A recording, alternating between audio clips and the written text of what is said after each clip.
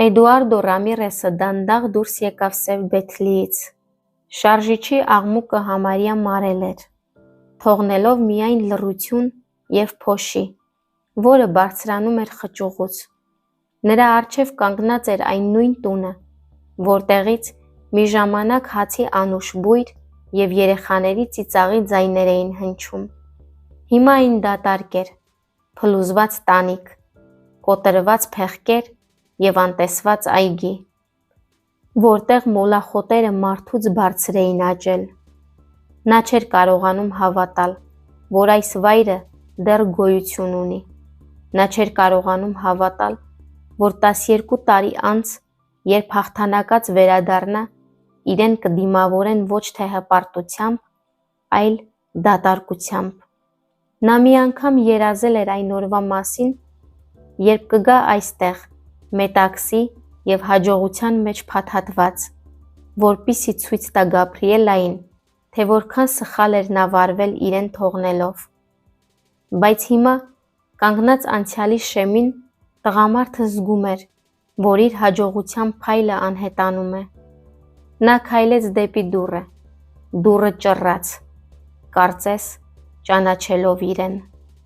Գաբրիելան բացեց դուռը, նույնիսկ ժամանակ չունենալով ձեռքերիս խմորը սրբելու։ Այնտեղ կանգնած էր թանկարժեք կոստյումով մի տղամարդ, որի դեմքը հիշեցնում էր անցյալը։ «Էդուարդո», շշնջաց նա, չհավատալով աչքերին։ «Բարև, Գաբի», հանգիստ ասաց տղամարդը։ Կինը սառեց։ Քանի անգամ էր նա պատկերացրել այս պահը, երբեմն ատելությամբ, երբեմն կարոտով, բայց նա երբեք չէր պատկերացնում, որ իր սիրտը կբաբախի այսքան ցավոտ, որքան հիմա։ «Ինչ ես ուզում», վերջապես հարցրեց Գաբին, մի քայլ հետ գնալով։ «Եկել եմ տեսնելու, թե ինչ է մնացել ինձանից հետո», պատասխանեց տղամարդը և նայեց տան կողմերն այնպես, կարծես տունը դեռ իրենը լիներ։ Երկու աղջիկ, թաքնված դռան ետևում, դուրս նայեցին, երկվորյակներ, նույն աչքերով, իսկ և իսկ մոր աչքերով, այն աչքերը, որոնց մի ժամանակ նայելուց Էդուարդոն կարծես խենթանում էր։ Նա սառեց։ Նրա կրծքում կարծես ինչ-որ բան խորտակվեց։ «Նրանք», ասաց նա զարմացած։ «Քո՞նը», հանգիստ հարցրեց նա։ «Մերը», ասաց Գաբրիելան։ Էդուարդոն բառեր չէր գտնում, քարացած նայում էր երեխաներին ու կարծես չէր հավատում աչքերին։ Այդ երեկոյան, երբ արևը մայր էր մտնում բլուրների ետևում, Էդուարդոն կանգնած էր բակում, նայելով տան պատերին, ամեն ճեղք կարծես շշնջում էր. «Դու գնացել ես»։ Նա չդիմանալով ներվային պոռթկումներին, վերցրեց մի հին մական և սկսեց հարվածել փտած պատերին։ Կավի կտորները անձրևի պես թափվեցին։ «Ինչ ես անում», գոռաց Գաբրիելան, վազելով փողոց։ «Նորոգում եմ այն, ինչ քանդել էի», բղավեց նա, չկարողանալով թաքցնել հուզմունքից թաց աչքերը։ Հարևանները լսելով ձայները, սկսեցին պատուհաններից դուրս նայել։ Կանայք շշնջացին. «Նա խելագար է, մայրաքաղաքից միլիոնատերը վերադարձել է, և ահա թե ինչ է անում»։ Ոմանք բղավում էին, որ դադարեցնի, բայց Էդուարդոն ոչ մեկին չէր լսում։ Իր մտքում նա լսում էր միայն ծեր բուժքրոջ ձայնը, որը մեկ շաբաթ առաջ մահվան մահճում իրեն ասել էր. «Կարծում ես, նա դավաճանել է քեզ»։ «Ոչ, տղա»։ Հետո այդ գիշեր նա գոռաց քո անունը, բայց դու գնացել էիր, և զանգերը, ոչ ոք չփոխանցեց դրանք։ Այդ ժամանակ նա չհավատաց։ Հետո նա բացեց հին ծննդատան արխիվները և տեսավ 15 բաց թողնված զանգ, բոլորը Գաբրիելայից։ Այդ գիշեր նա չէր կարողանում քնել, նստել էր հին բազմոցին, որը ճռճռում էր, ինչպես հիշողություն, և նայում էր պատերին կախված լուսանկարներին։ Մեկում պատկերված էր Գաբրիելան, երկու փոքրիկների հետ։ Մեկ այլ նկարում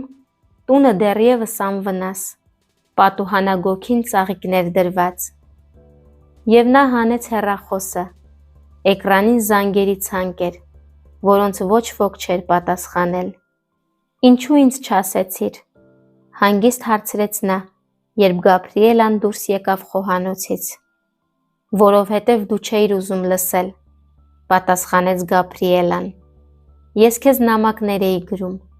նրանք անընդհատ վերադառնում էին ետ։ Դու հեռացար, իսկ ես մնացի մեր երեխաների և ամբողջ գյուղի ամոթի հետ»։ «Մեր երեխաները», կրկնեց նա, կոկորդում սեղմելով խեղդող արցունքները։ «Ես ոչինչ չէի խնդրում, ոչ փող, ոչ փառք, միայն թե դու մի օր վերադառնայիր, ոչ թե վրեժխնդրության համար, այլ նրանց համար»։ Նա նայեց նրան, և նրա հայացքում ատելություն չկար, միայն հոգնածություն, ուժասպառ եղած մի կին, որին կյանքը կոտրել էր, բայց շարունակում էր իրեն ամուր պահել, հանուն իր երկու երեխաների։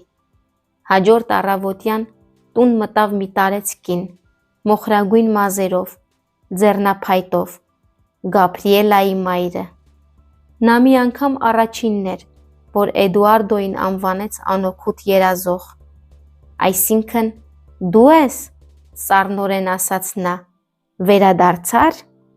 «Շատ ուշ է», նա ուզում էր պատասխանել, բայց չկարողացավ։ Կնոջ հայացքը դանակից սուր էր։ «Իմ դուստրը գրեթե մահացավ, երբ դու նրան լքեցիր»,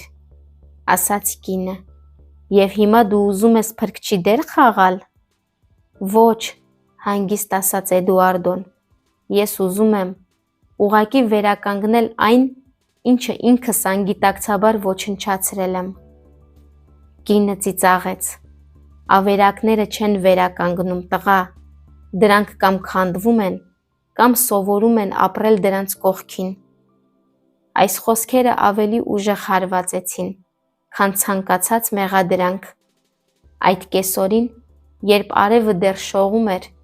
աղջիկները մոտեցան Էդուարդոյին։ «Քեռի», տատանվելով ասաց մեկը, «ինչու է մայրիկը լաց լինում, երբ նայում է հին լուսանկարներին»։ Նա կռացավ նրանց առջև, զգալով, որ ոտքերը ծալվում են։ «Որովհետև դրանց մեջ կա մի տղամարդ, որը նրան վիրավորել է», պատասխանեց նա։ «Դու ես», հարցրեց մյուսը։ Նա գլխով արեց։ Աղջիկները փոխանակեցին հայացքներ։ «Ապա դու պետք է ներողություն խնդրես», պարզապես ասաց նրանցից մեկը։ «Ահա թե ինչ է անում մայրիկը, երբ ինչ-որ բան է կոտրում»։ Տղամարդը չկարողացավ զսպել իրեն, և արցունքները հոսեցին։ Այդ երեկոյան Գաբրիելան նստած էր պատուհանի մոտ։ Նա մոտեցավ և ծրար դրեց նրա առջև։ «Սա»։ հարցրեց նա։ «Փաստաթղթեր, տունը կրկին քոնն է, և հիմնադրամ մեր դուստրերի անուններով»։ Նա վեր նայեց։ «Անցյալը փողով չես գնի, Էդուարդո»։ «Գիտեմ», ասաց նա, «բայց գուցե դա կարող է օգնել ապագան կառուցել»։ Լռությունը երկար տևեց, ապա Գաբրիելան ասաց. «Գիտես, ես չեմ զայրանում, ես պարզապես այլևս չեմ հավատում հեքիաթներին»։ Նա երկար ժամանակ անց առաջին անգամ ժպտաց։ Էդուարդոն գնաց, բայց մեկ շաբաթ անց կրկին վերադարձավ, առանց կոստյումի, վերադարձավ մուրճ և տախտակներ ձեռքերում։ «Ինչ ես անում», հարցրեց Գաբրիելան։ «Տանիքն եմ նորոգում, ասացիր, որ անձրևը ուղիղ մանկական սենյակ է հոսում»։ Նա ծիծաղեց, և 12 տարվա ընթացքում առաջին անգամ ծիծաղը արձագանքեց այս տանը։ Աղջիկները վազվզում էին շուրջ բոլորը, բերելով մեխեր և տախտակներ, իսկ հարևանները, տեսնելով այս ամենը, դադարեցին շշնջալ։ Հիմա նրանք ասացին. «Գուցե իզուր չէր, որ նա վերադարձավ, Գուցե հրաշքներ իսկապես տեղի են ունենում։ Անցավ 6 ամիս, տան ճակատին կախված էր մի ցուցանակ, Ռամիրեսի ընտանեկան տուն։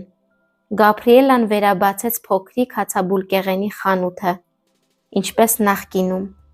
Էդուարդոն գալիս էր ամեն օր, ոչ թե Բեթլիով, այլ հին բեռնատարով։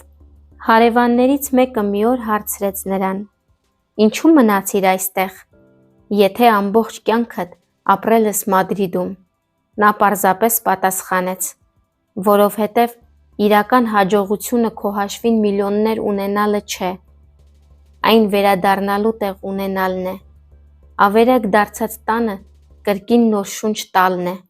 Եվ այն սերը, որ նա մի ժամանակ ոչնչացրել էր, ավելի ուժեղ էր դարձել, քան բետոնը, որը պահում էր այս պատերը միասին։ Արևը ծագեց Սևիլյայի բլուրների վրայով, ոսկեգույն երանգներով ներկելով երկինքը։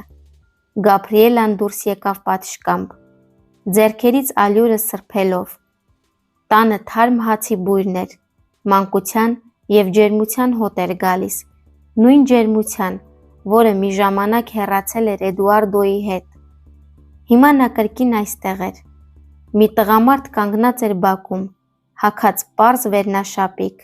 թևքերը մինչև արմունկները ծալած։ Նրա ձեռքերը, որոնք սովոր էին թանկարժեք գրիչներ և փաստաթղթեր բռնելուն, այժմ սեղմում էին մուրճը։ Նա տեղադրում էր նոր դարպաս, հենց այն դարպասը, որով մի ժամանակ հեռացել էր, առանց հետ նայելու։ Գաբրիելան նայեց նրան, չկարողանալով հավատալ, որ այս տղամարդը մի ժամանակ անծանոթ է եղել։ «Ես չէի կարծում, որ դու կարող ես ձեռքերով աշխատել», ասաց նա, հանգիստ հենվելով ճաղաշարին։ «Ես էլ», ժպտաց տղամարդը, բայց պարզվեց, որ տան համար ինչ-որ բան անելը աշխատանք չէ, այլ երջանկություն է։ Աղջիկները վազեցին փողոց, բարձր ծիծաղելով. «Հայրիկ, նայիր, մենք գտանք կատվին»։ Նա շրջվեց։ Հայրիկ բառը հնչում էր հրաշքի պես։ Փոքրիկ, լուռ, բայց այն ամեն ինչ գլխիվայր շրջեց նրա մեջ։ Նա կռացավ կատվին շոյելու համար, բայց աղջիկները գրկախառնվեցին նրա պարանոցին։ Գաբրիելան շրջվեց, արցունքները թաքցնելու համար։ Մի երեկո գյուղ ժամանեց թանկարժեք վերարկուով և սառը հայացքով մի կին, Իզաբելը, Էդուարդոյի նախկին հարսնացուն։ Այն մեկը, որի հետ նա պատրաստվում էր ամուսնանալ Մադրիդում։ «Լուրջ ես ասում», հարցրեց նա, շուրջը նայելով բակում, «հրաժարվել ամեն ինչից սրա համար»։ Էդուարդոն սրբեց ձեռքերը շորի վրա և հանգիստ նայեց նրան։ «Այն բանի համար, ինչն իսկապես կարևոր է», ասաց նա։ «Դու խելագար ես, դու կկորցնես ամեն ինչ, քո հեղինակությունը, քո բիզնեսը, քո պայմանագրերը, բայց գուցե առաջին անգամ ես ինձ գտնեմ», պատասխանեց Էդուարդոն։ Գաբրիելան կանգնած էր դռան մոտ, չխանգարելով։ Նա տեսավ, թե ինչպես են Իզաբելի շուրթերը դողում, ոչ թե զայրույթից, այլ պարտությունից։ «Ապա ես այլևս քեզ պետք չեմ», ասաց Իզաբելը, գետնին նետելով նրա մադրիդյան բնակարանի բանալիները։ «Թող քո նոր կյանքը արժանի լինի այս կեղտին»։ Մեքենան արագությամբ շարժվեց, թողնելով փոշ ու ամպ։ Էդուարդոն շունչ քաշեց։ «Կեղտը լվանում է, Գաբի, բայց հպարտությունը երբեմն ոչ»։ Նա մոտեցավ։ «Գլխավորը ներսում մաքուր լինելն է»։ 1 ամիս անց տունը փայլեց։ Նոր տանիք, սպիտակեցված պատեր, այգի, որտեղ նորից նարնջի ծառեր էին աճում։ Գաբրիելան դարպասի մոտ մի փոքրիկ խանութ բացեց։ Մարդիկ ամբողջ թաղամասից գալիս էին ոչ թե միայն հացի, այլ սրտառուչ պատմության համար։ «Ճիշտ է, որ նա վերադարձել է սիրո համար», հարցրին հաճախորդները։ Գաբրիելան ժպտաց։ «Երբեմն պետք է շատ հեռու գնալ, հասկանալու համար, որ այս ամբողջ ընթացքում տանը քեզ երջանկություն էր սպասում։ Էդուարդոն տան կողքին մի փոքրիկ արհեստանոց կառուցեց։ Նա այլևս միլիոններ չէր կառավարում, բայց օգնում էր հարևաններին, վերանորոգում տներ և վերանորոգում ծերերի տանիքները, լրիվ անվճար։ Նրան հարգում էին ոչ թե հարուստ մարդու, այլ որպես մի մարդու, որը կարողացել էր իջնել իր պատվանդանից։ Մի առավոտ մի նամակ ստացավ։ Ծրարի վրա Ramirez Global Holdings-ի զինանշանն էր։ Գաբրիելան խոժոռվեց։ «Սա քո անցյալից է»։ «Իմ երեկվանից է», ասաց նա, բացելով ծրարը։ Նամակի մեջ առաջարկ կար. վերադառնալ տնօրենների խորհուրդ, հսկայական աշխատավարձով և առանձնատնով։ Նա թուղթը դրեց սեղանին։ «Ուզում ես, որ ես հեռանամ», հարցրեց նա։ «Ես ուզում եմ, որ դու երջանիկ լինես», պատասխանեց Գաբրիելան։ «Բայց միայն դու գիտես, թե որտեղ է քո տունը»։ Այդ երեկոյան նա այրեց նամակը բուխարու մեջ։ Կրակը լիզեց թուղթը, ոսկին մոխրի վերածելով։ «Ես արդեն ընտրել եմ», ասաց նա հանգիստ։ «Իմ տունը այստեղ է»։ Մի քանի օր անց գյուղով անցավ փոթորիկ, երկինքը որոտաց, քամին պոկում էր ամեն ինչ։ Հին գոմի պատերից մեկը փլուզվեց, գրեթե թափվելով աղջիկների վրա, որոնք այդ պահին այդտեղ խաղում էին։ Էդուարդոն հասավ ճիշտ ժամանակին։ Նա երեխաներին դուրս հանեց, բայց ինքը ջարդված էր փլատակների տակ։ Երբ հարևանները նրան դուրս հանեցին, նա գիտակցության մեջ էր, բայց դեմքը գունատ էր։ «Էդուարդո», Գաբրիելան ծնկի իջավ նրա կողքին։ «Միայն թե մի մահացիր, լսում ես»։ Նա դժվարությամբ բացեց աչքերը։ «Գաբի, եթե ես հեռանամ, ասա նրանց, որ ես չեմ վերադարձել փողի համար, այլ նրանց համար, քեզ համար»։ «Լռիր», գոռաց նա, արցունքները հոսում էին նրա դեմքից։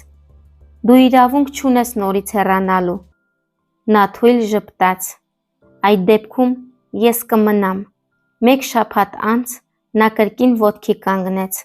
Տունը կրկին ամբողջական էր, ինչպես նաև ընտանիքը։ 6 ամիս անց գյուղը հավաքվեց հենց այդ տանը։ Գաբրիելան պարզ սպիտակ զգեստով, Էդուարդոն թեթև վերնաշապիկով, առանց փողկապի։ Աղջիկները ծաղկաթերթեր էին նետում նրանց ոտքերի տակ։ Նրանք համբուրվեցին, մարդիկ ծափահարեցին, ոմանք լաց եղան։ Այդ երեկոյան գյուղի վրա լույսերը վառվեցին, և թվում էր, թե տիեզերքը ինքն էր նշում նրանց վերամիավորումը։ Անցավ 3 տարի։ Ռամիրեսի տունը ամուր կանգնած էր, աղջիկները մեծացան և օգնեցին հացաբուլկեղենի խանութում։ Գաբրիելան բարեգործական կազմակերպություն բացեց միայնակ մայրերի համար։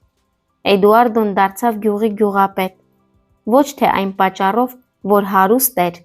այլ այն պատճառով, որ մարդիկ վստահում էին նրան։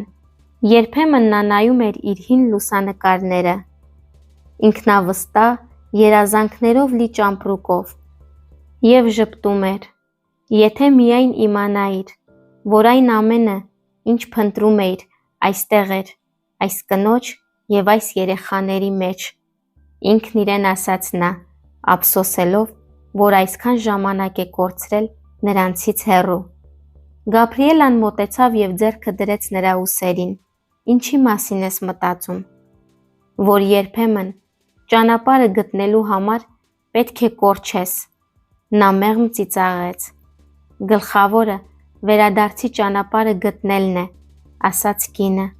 Տարիներ անց մարդիկ դեռ պատմում էին, թե ինչպես է միլիոնատերը վերադարձել իր ավերված տուն, ոչ թե վրեժ լուծելու, այլ ներողամտություն վաստակելու համար։ Բայց ոչ ոք չգիտեր, որ այս պատմության իրական ուժը ոչ թե զղջման, ոչ թե հարստության մեջ է, այլ այն փաստի մեջ, որ երկու սրտեր մի անգամ կոտրվելով կրկին գտել են միասնաբար բաբախելու միջոց, և տունը, որը մի ժամանակ ավերակների մեջ էր,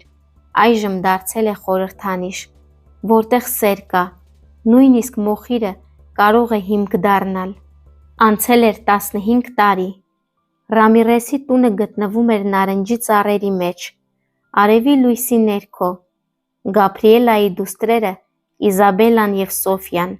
այժմ աշխատում էին հացաբուլկեղենի խանութում։ Նրանք մեծացել էին, գեղեցիկ, խելացի, բոլորովին նման չէին այն վախեցած աղջիկներին, որոնք մի ժամանակ թաքնվում էին մոր մեջքի ետևում։ Էդուարդոն և Գաբրիելան ծերացել էին, բայց նրանց հայացքներից դեռ ջերմություն էր զգացվում, մի ջերմություն, որը ոչ ժամանակը, ոչ էլ անցյալը չէին կարող ոչնչացնել։ Կյանքը խաղաղ հոսում էր, մինչև մի առավոտ Սոֆյան իջավ նկուղ,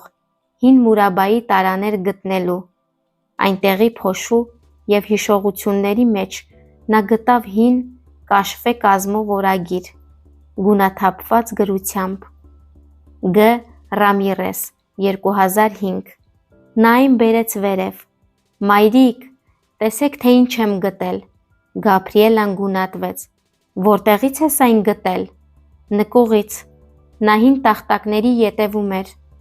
Դա քո՞նն է։ Գաբրիելան օրագիրը սեղմեց կրծքին։ Այո, իմը։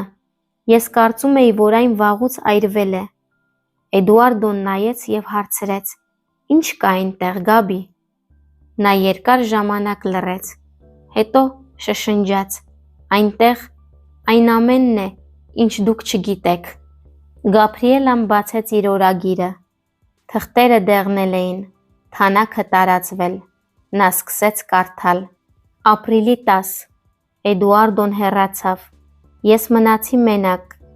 Այսօր ես իմացա, որ երեխայի եմ սպասում։ Նա չի պատասխանում։ Ես 15 անգամ զանգեցի։ Ոչ ոք հեռախոսը չվերցրեց։ Իզաբելան և Սոֆյան շունչը պահած լսում էին։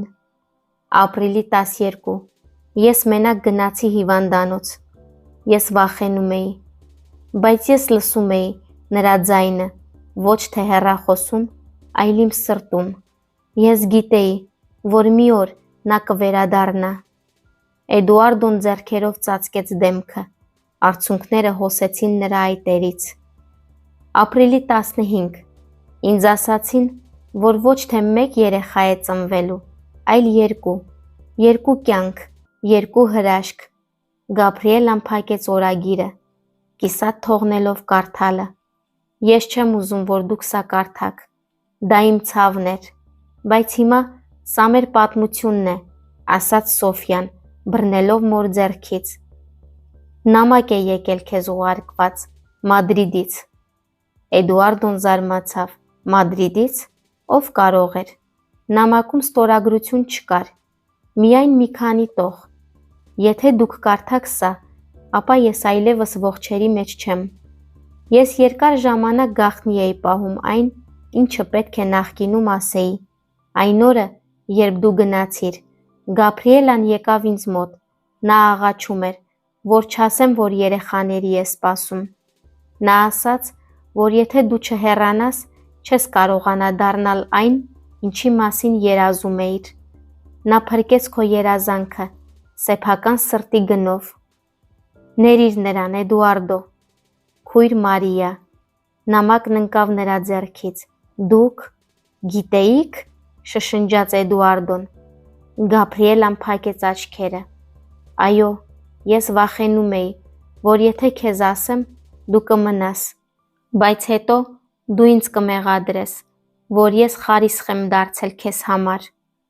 Էդուարդոն մոտեցավ և բռնեց նրա ձեռքը։ Ես կմնայի։ Բայց այդ դեպքում դու երբեք չէիր դառնա այն, ինչ հիմա ես, պատասխանեց կինը։ Երբեմն սերը ոչ թե պահելն է, այլ բաց թողնելը։ Իզաբելան, ավագը, ընդունվեց ճարտարապետական ինստիտուտ։ Նա երազում էր աղքատ ընտանիքների համար նոր տներ կառուցել, ուժեղ, վստահելի, ինչպես այն, ինչ նրանց հայրը վերականգնեց։ Սոֆյան գնաց մոր հետքերով, ոսկե ձեռքերով հացթուղ և սիրտ, որը զգում է յուրաքանչյուր մարդու համը, ով եկել է հացի համար։ Նրանք երկուսն էլ պահեցին օրագիրը, որպես մասունք։ Դա պարզապես սիրո պատմություն չէ, ասաց Սոֆյան։ Դա հիշեցում է, որ կյանքը կարող է վերականգնվել, եթե դու ուժ ունենաս ներելու։ Մի օր Էդուարդոն նստած պատուհանի մոտ ասաց Գաբրիելային, որ մենք իզուր չենք ապրել։ Գաբրիելան գլխով արեց, որովհետև բոլոր նրանք, ովքեր մտնում էին այս տուն, զգում էին, որ այստեղ միայն պատերը չեն։ Էդուարդոյի վերադարձից 20 տարի անց տունը, որը ժամանակին ավերակների մեջ էր, դարձավ թանգարան։ Ճակատից կախված ցուցանակ, որտեղ գրված էր «Ներողամտությամբ կառուցված տուն»։ 4 ժպիտ, տղամարդ, կին և 2 չափահաս դուստր։ Պատմությունն ավարտված է, բայց այն տունը, որտեղ ծնվել է ներումը, շարունակեց ապրել, քանի որ իսկական սերը չի մեռնում, այն պարզապես դառնում է լույս, որը ուրիշներին տանում է տուն։